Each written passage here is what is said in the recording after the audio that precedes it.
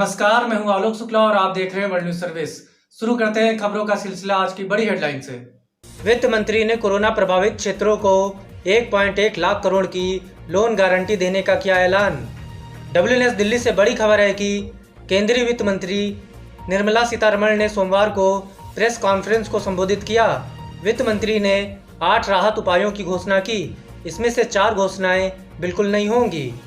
यह राहत घोषणाएं कोविड से प्रभावित सेक्टर्स के लिए होंगी। वित्त मंत्री ने कोविड प्रभावित सेक्टर के लिए 1.1 lakh crore loan guarantee scheme की घोषणा की है। कोरोना संकट के कारण उपजी आर्थिक चुनौतियों का सामना करने के लिए कोविड-19 से प्रभावित सेक्टर्स के लिए 1.1 लाख करोड़ के राहत पैकेज का ऐलान किया गया है। इसके तहत हेल्थ केयर सेक्टर को 50,000 करोड़ और दूसरे सेक्टर्स के लिए 60,000 करोड़ रुपए की घोषणा की गई है। वैक्सीनेशन में भारत सबसे आगे। पीएम मोदी बोले, सबको टीका, मुफ्त टीका के लिए सरकार की प्रतिबद्धता।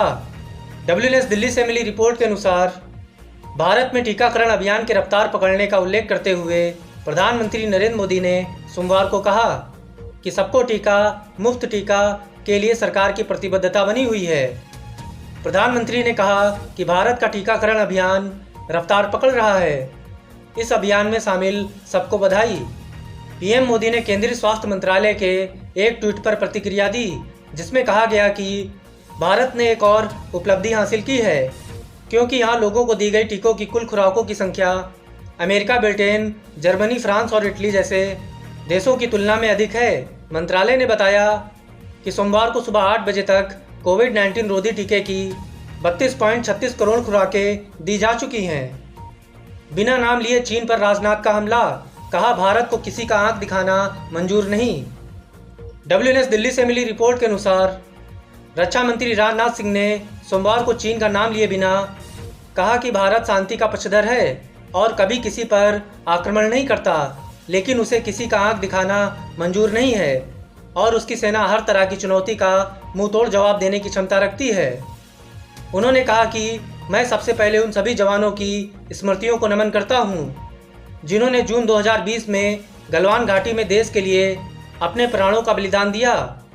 मैं यह भी कहना चाहता हूं कि यह देश उनके बलिदान को कभी नहीं भूलेगा। उन्होंने सेना द्वारा इस दौरान दिखाए गए शौर्य की सराहना की और कहा कि देश को उस पर गर्व है। महाराष्ट्र सरकार ने की तैयारी, प्रतिदिन 15 लाख लोगों को लगाया जाएगा कोविड रोधी टीका। WNS मुंबई से मिली रिपोर्ट के अनुसार कोरोना वायरस की संभावित तीसरी लहर और डेल्टा प्लस के खतरे के प्रति लोगों को आगाह करते हुए महाराष्ट्र के मुख्यमंत्री उद्धव ठाकरे ने सोमवार को कहा कि राज्य सरकार प्रतिदिन 15 लाख लोगों को कोविड रोधी टीका लगाने के लिए तैयार है।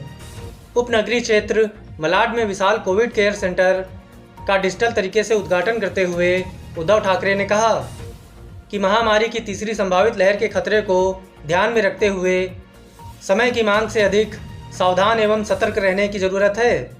उन्होंने कहा कि नागरिकों का स्वास्थ्य उनकी सरकार के लिए प्राथमिकता है और उन्हें कोविड-19 से बचाने के मामले में कोई समझौता नहीं किया जाएगा।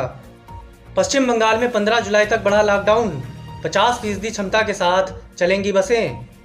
WNS कोलकाता से मिली रिपोर्ट के मुताबिक पश्चिम बंगाल में कोरोना के मामलों को देखते हुए बंगाल सरकार ने लॉकडाउन को 15 जुलाई तक बढ़ा दिया है। ममता बनर्जी ने लॉकडाउन के आगे बढ़ाने की घोषणा करते हुए कहा कि पश्चिम बंगाल में कोविड-19 संबंधी पाबंदियां 15 जुलाई तक बढ़ाई गई हैं। सार्वजनिक बसों का संचालन 50% क्षमता के साथ होगा।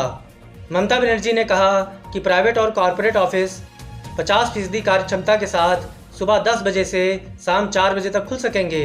इसके अलावा सैलून, ब्यूटी पार्लर और जिम 50% क्षमता के साथ सुबह 11 बजे से शाम 6 बजे तक खोलने की अनुमति दी गई है। इनमें काम करने वाले स्टाफ का टीकाकरण होना भी अनिवार्य है। इसी के साथ आज की खबरों में बस यहीं तक। देश और दुनिया की तमाम खबरों से जुड़े रहने के लिए देखते रहिए वर्ल्ड न्यूज सर्विस। नमस्कार।